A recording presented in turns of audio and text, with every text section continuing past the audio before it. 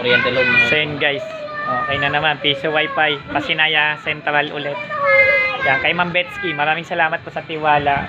Shoutout ulit kay Ma'am Lay, maraming salamat po. Okay na po ito. Bale, anong nangyari sa kanya ay tumanggap ng barya. So, sira yung relay. So, yan. So, inayos na po yung relay. Okay na po siya. Suwabe-suwabe. Panalong-panalo. Dito guys, sa Block 21, Lot 17, piso wifi. Betsky, piso wifi. Sulit na sulit. Shoutout pala kay Pastora Zen. Maraming salamat po. So, yun. So, okay na po yung vendo. So, ang hindi na lang namin nagawa yung vendo mismo ni Ma'am Lay kasi sira yung board. Kailangan siyang palitan. Ang problema naman ay wala sa kanya yung license. So, kailangan niya munang kunin yung license doon sa pinagbilhan ng vendo. Kasi karamihan nito ay hindi sa amin galing vendo. Kami lang po yung nagme-maintain. Even yung ginawa namin sa HOA ay hindi rin po galing sa aming vendo. Kami lang po yung maintenance. Dahil yung builder nun o yung seller nun ay wala na pong support na napapala yung mga client. Okay po.